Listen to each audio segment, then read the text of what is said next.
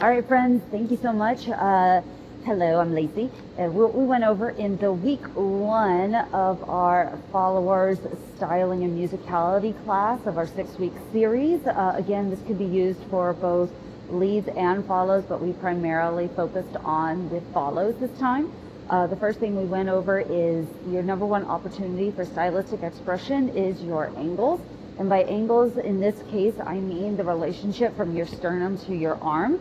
Right? So this is a neutral angle. If I take my sternum and point it towards my arm, that's going to be a closed angle or an acute angle. If I take my sternum and I open it up, that's going to be an obtuse angle or an open angle, right? So our number one opportunity for stylistic expression is our angles. And one of the first drills that we did is something I took from Jen DeLuca's class, where you take your hands, you place them in front of you just like this, fingertips are aligned, right? And your goal, open up the chest, nice long spine, have a little bit of armpit space, right? And the goal is to keep the arms facing straight forward, and we're trying to bring our fingertips to our wrist. If it comes past the wrist, that's over rotation and that's a little too much. If it's just barely down to the palm, that's not enough rotation, right? So we want to try to make it to the wrist, but keep our hands going forward. So like if I walk towards you, hold 1, 2, 3, 4, and we did this drill both forward and backwards. And you noticed that my arms were staying straight in front of you. I'll try it from this side, right? So I'm going to walk backwards, doom, da, boom, da, da. And you notice how I lead with my right side, I lead with my left side, going forward, boom, da, boom, da. And that is basically our introduction to preps in general. As a responsible follow, you want to always be prepping your body. So anytime you take your 1, it's a little bit of prep because you never know if the lead's just going to go wee, okay? Your 2, boom, da. That's another prep because you never know if the leads are going to do an inside turn or an outside turn or whatever kind of turn, right? So this is a great drill for you if you want to learn how to prep your own body. Something I did not mention is that we're going to talk about it a little bit later, but you always want to think, ew, cooties, gross, nasty, away from the leader. I'm kidding, I have no idea. But you don't want to be forward in your pitch, right? Even though we're in athletic position, I'm not being exaggeratory. So I'm not trying to do this, right? With my angles, I'm trying to say, ew, cooties. Even though I'm walking forward, even though I'm walking back, I'm thinking, ew, get away from the leader. So that is what one of the drills that we did was walking it out, maybe even try doing turns with it. And you notice that when I did that turn, I allowed my body to go through the angles and didn't land in a neutral position. That's your number one opportunity to find stylistic expression within each individual steps.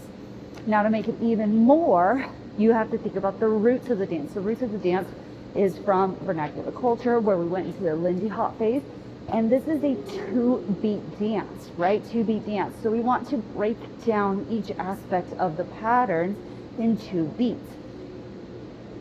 For example, if we do a sugar push, 1, 2, 3, and 4, 5, 6, right? If you think 1, 2, that's one set of 2s.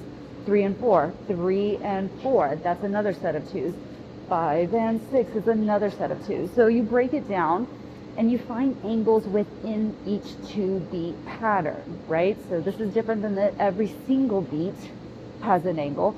This one we're going to focus on 2 beats, right?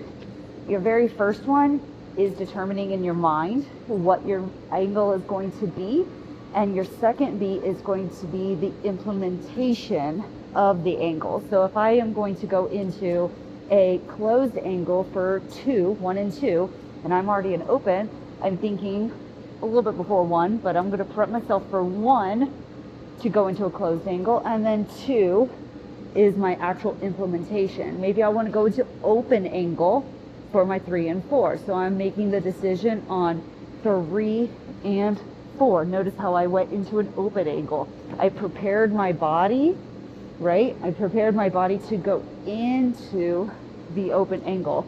So your odd numbers are going to be preparation. Your even numbers are going to be implementation, right? Well, 1, 2, let's say that's a side pass, right? I am thinking more of an open angle if my leader was over here, so a left side pass. So 3, and maybe I want to over rotate for 4, right? That was me not actually planning the 3, right? Did you notice how I had to like swing my body open? That's what you don't want to do. So you want to think about it on the odd numbers. 1, 2, okay? So 3, I need to actually prepare my body. 3 and 4. You see how much more smooth that was? And then maybe on 5 and 6, I want to go on close. So I'm going to bring my body through. I made a decision on 5 and 6, right? So the whole drill here is to go through all of your basic patterns by yourself as an autonomous person and figure out what are you planning to do with each 2-beat pattern. We did talk about on a whip, 1, 2, and I'll go through all the different variations of the whip as well as all the basic patterns that you can do. That on the 3 and, it's a little bit more difficult to go into more of an open or an opposition angle on 3 and 4. Mainly because you are trapped with the leader's hand on your shoulder blade. So in that case, you can get rid of a 2 count of paying attention to that, right? The focus there is connection. There's also more opportunities to do things like feet work whenever you're trapped in the torso area, right? And you can twist from the hips if that's what you're wanting to add stylistic opportunity. We can talk about that later. So that was pretty much all we went over, is that making sure that we can prep our own bodies as autonomous follows as well, and leads can do that too. They can obviously work their own body to create preps at any possible second. So even on a sugar tuck right there, I'm on a 4, I can go into a turn very, very easily because I prepped my own body. 3 and 4, right? On 3 and 4, I was able to prep my own body because I had my angles on every beat. And then for every other beat, I'm determining a 1, 2, 3, and 4, 5, 6, right? Try to avoid going into neutral as much as possible unless you're like, bam, and that's trying to hit a beat or trying to make your partner focus, like, hey, what's up?